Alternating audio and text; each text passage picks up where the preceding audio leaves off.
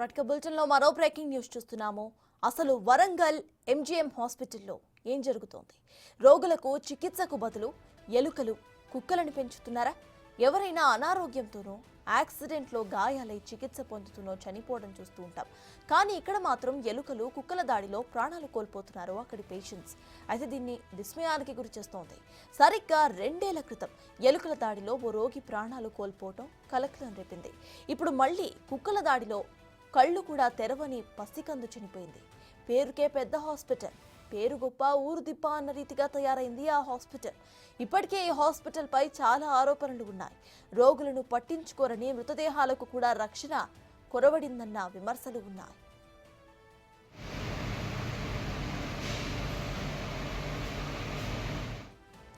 Warangal MGM హాస్పిటల్లో పసికందును కుక్కలు పీక్కుతిన్న ఘటన కలకలం రేపుతోంది. కుక్కలు తింటూ ఉండగా గుర్తించిన సెక్యూరిటీ సిబ్బంది యాజమాన్యానికి ఫిర్యాదు చేశారు. అప్పటికే పసికందు మృతి చెందినట్లుగా గుర్తించారు యాజమాన్యం.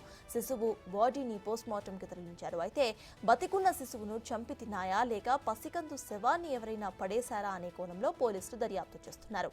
హాస్పిటల్లో పుట్టిన శిశువులంతా కూడా క్షేమంగా ఉన్నట్లు సూపరింటెండెంట్ వెల్లడించారు. చనిపోయిన శిశువు తమ హాస్పిటల్ది కాదని వివరణ ఇచ్చారు.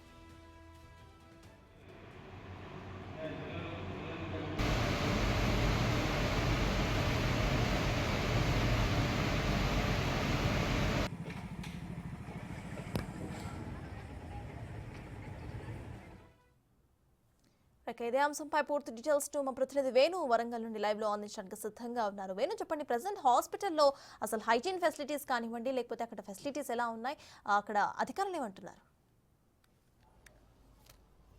సర్దార్ ప్రస్తుతం అయితే ఆ శిశువుకు సంబంధించినటువంటి దర్యాప్తు కొనసాగుతుంది. ఓవైపు పోలీసులు, మరోవైపు హాస్పిటల్ సంబంధించిన వైద్యులు కూడా విచారణ చేస్తున్నారు. నవజాత శిశువుల కోసం ఏర్పాటు చేసిన వార్డుకు సమీపంలోనే ఆ ఒక బాడీ దొరకడంతో అందులో అడ్మిట్ అయినటువంటి వారికి సంబంధించినట్టు శిశువు అనే విషయంలో కూడా నిన్న ఆరా తీశారు. అయితే నిన్న 6 తమ పిల్లలకి, చంటి పిల్లలకు ట్రీట్మెంట్ తర్వాత డిశ్చార్జ్ అయ్యారు. 6 కూడా ఫోన్లో సంప్రదించగా తమ పసిపాప బాగానే ఉందంటూ చెప్పారు. కానీ నిజంగా ఎవరైనా డిశ్చార్జ్ అయ్యే ముందు ఆ పసికందులను అక్కడ వదిలేసి వెళ్ళారనే కోణంలో కూడా పోలీసులు ఆరా తీయడంతో నేడు ఆ 6కి సంబంధించినటువంటి అడ్రస్ల వద్దకు వెళ్ళి మరి వాస్తవానికి వాళ్ళ పాపలు, వాళ్ళ పసికందులు ఉన్నారా వాళ్ళ దగ్గర లేదా అనే విషయంపై ఈ రోజున క్లారిటీ వచ్చే అవకాశం కనిపిస్తుంది. ఇక మరోవైపు నిన్న 6:25 సమయం లోపల ఆ కుక్కలు ఆ పాపను పీక్కు తింటుండగా సౌండ్ రావడంతో అక్కడే విధులు నిర్వహిస్తున్న సెక్యూరిటీ సిబ్బంది వెళ్ళి వెంటనే ఆ కుక్కలను తరిమేశారు. అప్పటికే పాపకు సంబంధించినటువంటి బొడ్డు కింది భాగం పూర్తిగా ఒక కాలు కూడా పూర్తిగా తినేశాయి. అప్పటికే పాప మృతి చెందడంతో మార్చిలో ప్రస్తుతం ఆ బాడీని అయితే భద్రపరిచారు. అయితే ఈ పసికందు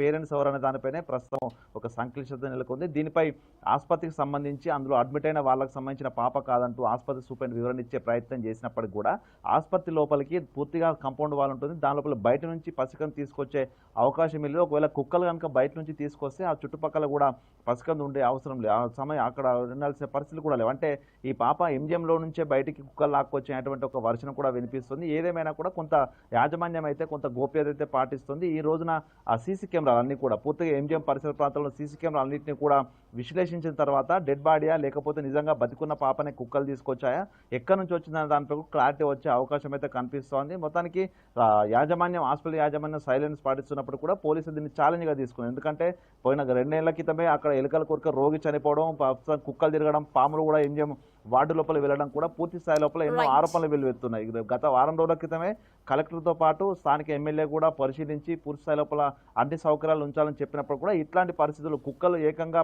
వార్డులో తిరగడం కూడా ఒక సీరియస్ ఇష్యూగానే చూస్తున్నారు. మొత్తానికి కలెక్టర్ దీనిపై పూర్తి స్థాయి విచారణ కూడా ఆదేశించిన నేపథ్యంలో ఈ రోజున పసికందు ఎవరనే దానిపై ఫోరెన్సిక్ టెస్టులు చేసిన తర్వాత పూర్తి క్లారిటీ వచ్చే అవకాశం అయితే ఉంది. సర్తాజ్.